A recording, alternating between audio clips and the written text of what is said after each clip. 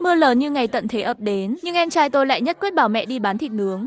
Tôi khuyên mẹ đừng đi, nhưng mẹ tôi cứ khăng khăng. Đây là bảo bối duy nhất của nhà mình. Dù con đói chết cũng không để cháu nội đói. Con thật hiếu thảo. Đáng lẽ thay mẹ đi mua. Hết cách, tôi đành cầm ông ra ngoài. Nhưng chẳng bao lâu sau, mưa càng ngày càng to. Nước ngập đến tận ngực. Tôi khó khăn lắm mới về được nhà, nhưng lại bị em dâu khóa cửa ngoài. Em ấy cười lạnh, bảo hiểm tai nạn của anh cũng được đền 20 triệu nhỉ. Cháu anh đến tuổi đi học rồi. Cần một căn nhà gần trường tốt. Bố mẹ tôi cũng nhìn tôi. Con à, con cứ đi đi. Em dâu con nói đúng. Nhà mình chẳng lẽ cứ chen chúc mãi trong căn nhà nhỏ tồi tàn này. Cuối cùng, tôi bị nước cuốn trôi đến chết. Mở mắt ra lần nữa, tôi trở về 3 ngày trước cơn mưa lớn.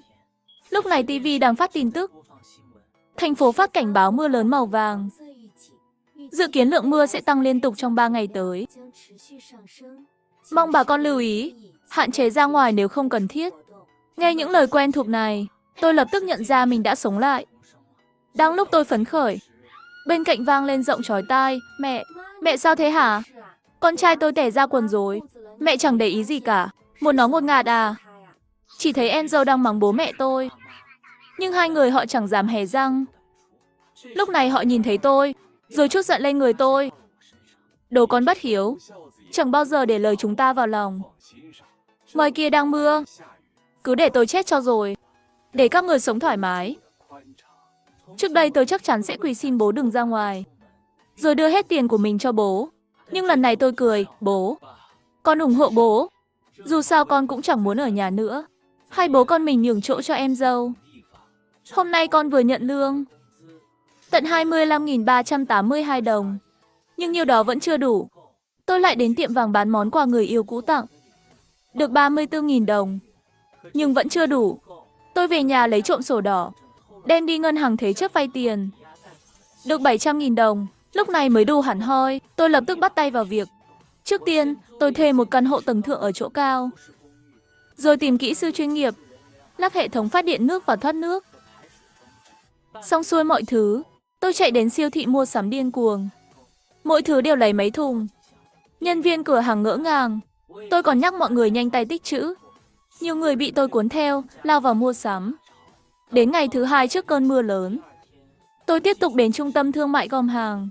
Chỉ một buổi sáng, tôi gần như chạy khắp thành phố.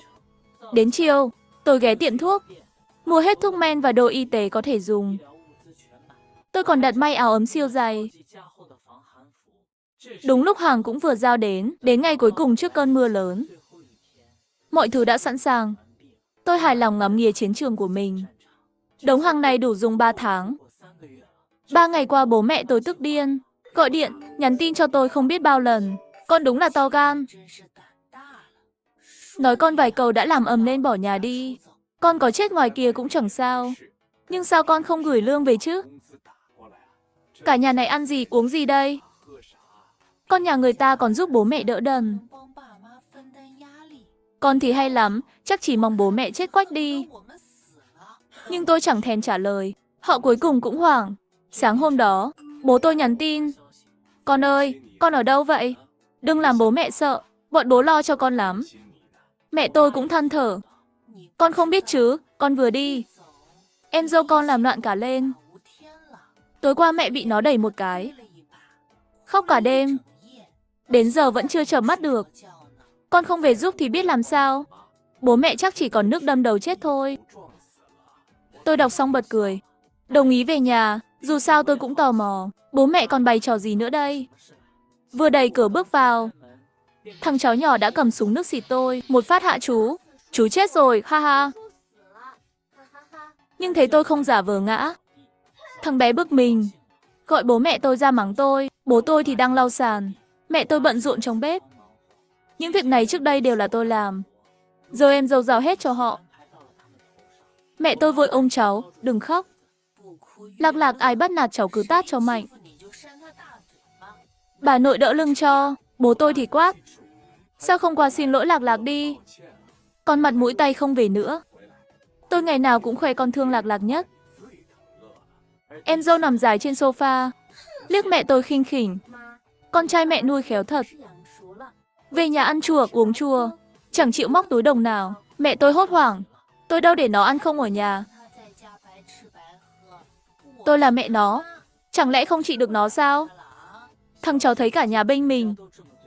Lấy súng nước đập mạnh vào tôi. Con làm gì vậy? Chơi với nó chút thì sao? Nhặt súng lên xin lỗi nó mau. Tôi cười lạnh, được. Nói xong, tôi nhặt súng lên, rồi bẻ gãy cái rắc. Lần này bố mẹ tôi sững sờ. Tôi cảnh báo, bố mẹ, nếu con không kiềm chế được mà nổi cáu, thế có được không? Nói xong, tôi định lao về phía cháu. Bố tôi vội che cho nó. Bắt đầu ăn vạ. Tôi vô dụng quá. Sinh ra đứa con bất hiếu. Mẹ tôi lau nước mắt, vào bếp bưng cơm. Trông như bà mẹ khổ sở đáng thương. Nhưng tôi chẳng quan tâm. Ngồi xuống ăn cơm luôn. Mẹ tôi tức điên. Cứ ăn đi. Con giỏi lắm rồi. Dám làm mặt lạnh với bố mẹ. Không ngờ bố tôi bất ngờ khuyên, thôi. Nó thích ăn thì cứ để nó ăn. Hai ta chẳng giúp gì được. Chẳng đóng góp gì cho nhà này. Bố còn rót cho tôi ly rượu. Bố mẹ chỉ biết làm trâu làm ngựa. May mắn lớn nhất là nuôi được đứa con kiếm tiền giỏi. Nhưng con xem, nhà mình cũ kỹ, chật chội quá chẳng ở nổi. Giờ Lạc Lạc sắp vào tiểu học. Mẹ nó muốn đổi nhà gần trường tốt. Con nghĩ sao? Mua thì mua thôi. Ý em dâu con ủng hộ hết mình. Chẳng cần hỏi ý con. Em dâu nghe vậy mừng rỡ. Em thấy anh chẳng chịu cưới vợ. Đồ đạc sớm muộn gì cũng của Lạc Lạc. Giờ đối xử tốt với nó, mai mốt già còn có người chăm. Nếu thế thì tôi đập mạnh đũa xuống bàn. Con không có tiền. Lương trước đây bố mẹ lấy hết rồi. Tháng trước con ốm, đến tiền đi viện cũng chẳng có. Con xin bố mẹ bảo con tự chịu đựng. Mấy chuyện này quên hết rồi sao? Bố tôi hoảng. Sao con lại không có tiền? Con chẳng làm ở công ty lớn à? Bình thường sếp chẳng thấy con làm tốt. Lén nhét thêm cho con vài đồng. Bố giật lấy chân tôi. Tôi bảo con nghe, dù con phải đi cướp, cũng phải moi tiền này ra cho tôi. Không ngờ nổi, đang đẻ ra tôi lại đối xử với tôi thế này. Nói thật, tôi vốn còn nghĩ, có nên dẫn họ vượt qua ngày tận thế không? Nhưng giờ nhìn lại, chẳng cần thiết nữa. Còn một tiếng nữa mưa lớn, ngày tận thế sẽ đến, tôi phải rời đi ngay.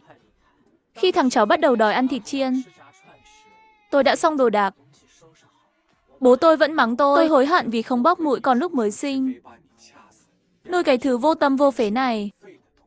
Nhưng tôi chỉ lặng lẽ gói đồ, chẳng nói lời nào. Lúc này ngoài trời đã bắt đầu mưa. Chẳng mấy chốc thành phố này sẽ chìm trong nước. Trước khi đi, tôi nhắc nhở, tối nay nước sẽ ngập lớn. Chắc ngoài kia chẳng ai bán thịt chiên đâu. Mọi người cứ ở nhà đi. Nhưng mà lời tốt cuối cùng của tôi chỉ đổi lại tiếng mắng từ bố mẹ. Khi tôi lái xe đến căn hộ, đường phố đã đầy tiếng la hét hoảng loạn. Vào nhà, tôi thay ngay bộ đồ ướt sũng, rồi bật điều hòa và máy sưởi. Sau đó tôi nhấp vài ngụm rượu cho ấm, đứng trước cửa sổ ngắm cả thành phố. Tôi kéo rèm ra, đứng trước cửa kính lớn, nhìn xuống toàn cảnh thành phố. Lúc này bố tôi gọi điện. Con đang ở đâu? Công ty tăng ca. Chẳng phải cố kiếm tiền cho cháu vàng của bố sao? Bố tôi nghẹn lời. Kiếm tiền gì chứ? Giờ về ngay cho tôi. Đói rồi, muốn ăn thịt chiên, trên đường mua về nhé. Tôi nhìn mưa ngoài cửa như lũ lụt. Nhìn họ đúng là không để tôi sống yên nhỉ. Tôi thẳng thừng từ chối. Cháu ai thì người đó lo, con ai thì người đó quản. Bố tôi tức điên. Được, có giỏi thì đừng về nhà nữa. Ra ngoài làm ma đói lang thang đi. Để xem con chịu được bao lâu. Vâng, chúc ngủ ngon. Nói xong tôi cúp máy luôn. Thật ra nhà bố mẹ tôi vẫn còn kha khá đồ ăn, đủ dùng ít nhất 3 ngày. Nhưng đó là nếu thằng cháu không kén ăn. Nhưng liệu nó có chịu không? Sáng hôm sau tôi thức dậy, bố tôi lại gọi video. Trong video, thằng cháu không ngoài dự đoán, nhổ thịt đầy bàn. Mẹ tôi thấy vậy vội nhặt lên, rồi ăn tiếp như chẳng có gì. Mưa lớn đã trút xuống cả đêm. Nhiều người dân đã gặp nạn. Đến cả tin tức cũng cảnh báo mọi người tuyệt đối đừng ra ngoài. Hãy ở nhà chờ cứu trợ từ chính phủ. Dù bố mẹ tôi có chậm hiểu đến đâu, cũng nhận ra đây không phải mưa thường, mà là một trận thiên tai. chắc khó mà trở lại bình thường sớm. Quả nhiên bố tôi hỏi, con ơi, con giờ ổn không? Ngay giây sau, bố chuyển cho tôi 14.000 đồng. Sự hào phóng bất ngờ này làm tôi hơi ngỡ ngàng. Chẳng lẽ cuối đời muốn phát tài? Đưa tôi làm di sản sao?